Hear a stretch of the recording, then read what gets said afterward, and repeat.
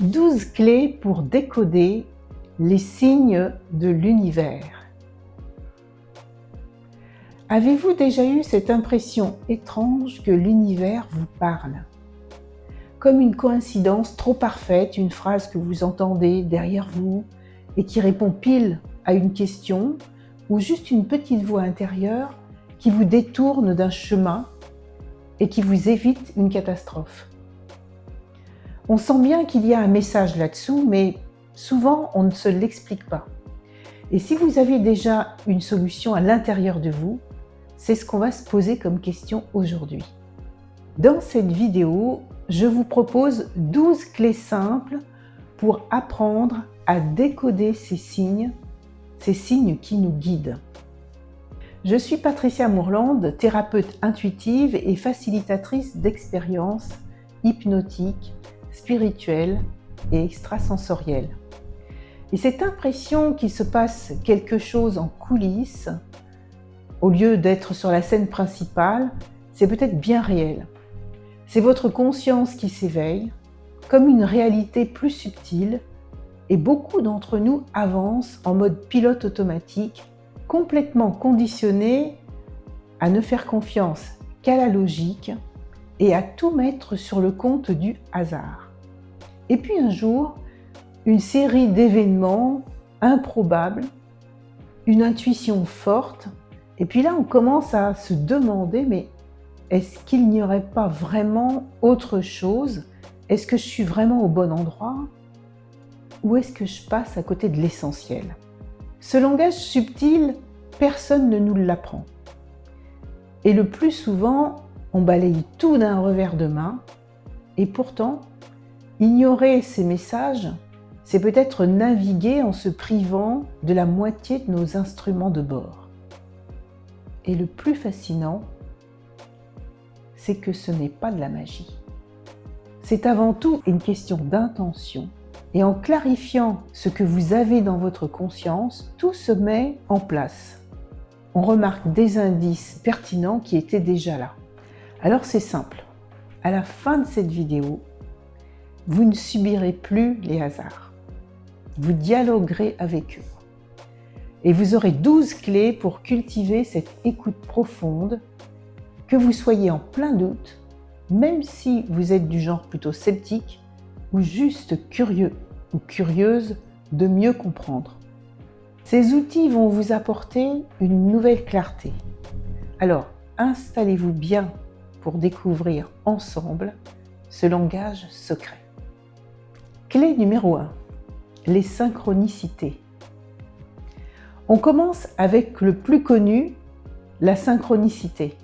C'est un concept du psychiatre Carl Gustav Jung qui décrit deux événements sans lien de cause à effet, mais dont la rencontre a une signification particulière et percutante pour vous. Ce n'est pas un hasard, c'est une résonance. Par exemple, vous songez à une reconversion professionnelle dans un domaine de niche et le soir même, vous tombez sur un documentaire qui présente le parcours inspirant d'une personne ayant fait exactement le même saut que vous. Vous pensez intensément à un ami perdu de vue et il vous envoie un message à cet instant précis. Pour l'esprit logique, ce sont des coïncidences. Mais pour l'esprit attentif, ce sont des confirmations. Interpréter une synchronicité, c'est y voir le reflet de votre alignement. C'est la preuve que votre monde intérieur et le monde extérieur entrent en vibration. Et au lieu de vous demander quel signe l'univers m'envoie, demandez-vous mais à quelle intention répond cet événement en moi? La réponse se trouve dans le contexte de votre esprit. Clé numéro 2. Les rêves insistants. La nuit, notre mental logique se met complètement en veille et notre subconscient a le champ libre pour s'exprimer. Les rêves sont un dialogue direct avec les parts les plus profondes de nous-mêmes. Un rêve récurrent ou un rêve qui vous laisse une émotion intense au réveil a toujours une signification. Peut-être rêvez-vous que vous essayez de courir et que vos pieds restent collés au sol, ou de vous envoler et que vous n'arrivez pas. Cela pourrait symboliser un sentiment d'impuissance dans une situation de vie éveillée. Rêver de trouver, par exemple, une pièce secrète ou des pièces secrètes dans votre maison, c'est peut-être l'indice que vous êtes prêt ou prête à découvrir des potentiels ou des espaces inexplorés en vous-même. Pour décoder tous ces films nocturnes, un carnet sur votre table de chevet est votre meilleur ami. Notez-y les émotions, les symboles, les sensations, avant même de poser le pied par terre. Parce qu'après, on oublie tout. L'interprétation la plus juste ne se trouve pas dans un dictionnaire universel, mais dans la signification que ce symbole a pour vous. Le rêve est votre langage personnel et apprenez à le parler. Clé numéro 3. Les intuitions. L'intuition, c'est cette information qui arrive directement à la conscience sans passer par la case analyse. C'est une certitude, un ressenti physique, un je sais sans savoir comment je sais, mais je sais. Certains l'appellent la voix de l'âme. D'un point de vue plus pragmatique, c'est notre conscient qui traite une quantité massive de micro-informations et qui nous livre une synthèse fulgurante de ces informations. Vous rencontrez quelqu'un et ressentez une méfiance immédiate et inexplicable. Ou au contraire, un sentiment de confiance et de familiarité avec cette personne. C'est votre intuition. Elle ne cherche pas à vous faire peur, elle cherche à vous informer. Alors le grand défi est de la distinguer de l'anxiété. Parce que l'anxiété, elle fait du bruit. Elle crie des « et si », elle imagine les pires scénarios. Alors que l'intuition, elle est calme, elle est neutre. Elle nous dit, voilà, c'est ça l'info, c'est là que c'est juste. Et donc, pour la muscler, cette intuition, il faut faire de la place. La méditation, par exemple, est une démarche simple et silencieuse. Elle permet de vous autoriser cette place, à vous calmer le mental, pour mieux entendre cette guidance intérieure. C'est une sorte de GPS interne et c'est un GPS très fiable parce que c'est le vôtre. Clé numéro 4. Les rencontres improbables. Parfois, le signe n'est pas un événement, mais une personne. Une rencontre qui semble complètement fortuite, peut-être une pièce manquante du puzzle.